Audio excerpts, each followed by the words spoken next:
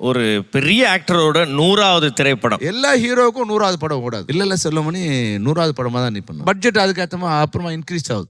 நான் சொல்லிட்டேன் சார் 100வது படம்னா நம்ம எது சொன்னாலும் விஜயகாந்த் சார் செய்வார். நடுவில் வந்து ஒரு சேனல் ஒன்று இருக்கு. அது வந்து ஒரு 30 மீட்டர்ஸ் டெப்த். அதில் மேலே ரோப் கட்டி டிராவல் பண்ணணும்னு சொல்லிட்டேன். நான் கொஞ்சம் நானும் இன்ட்ரெஸ்ட் எடுத்து ஃபைட் மாஸ்டர்லாம் பண்ணிட்டேன். ரெடியாக அவங்க அப்படியே நடந்து போயிட்டு இருக்காங்க.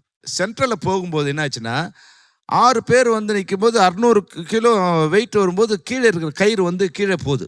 அப்போ மேலே இருக்கிற கயிறு வந்து கீழே வர மாட்டேங்குது. கீழே கையில் இழுக்கணும். அந்த டிஸ்டன்ஸ் 6 அடி இருக்கு இல்லையா, அது வந்து 10 அடிக்கு ஆகிடுது. அப்போ இவங்க கையில் பிடிச்சி இழுக்கணும். அப்போ ஏறக்கூட தொங்கிட்டு போகிற மாதிரி ஆச்சு. அங்கே வந்து வரும்போது பார்த்தீங்கன்னா கையெல்லாம் அறுத்து ஃபுல்லாக ரத்தம். ஒரு 25 அடியிலேருந்து கீழே விழுந்தார். அப்படியே விழுந்த உடனே என்ன ஆயிடுச்சு, நல்ல வேலையாக பக்கத்தில் வந்து ஒரு ராக் இருக்குது. ராக் பக்கத்தில் ஒரு புஷ் இருக்குது, முள் புஷ்.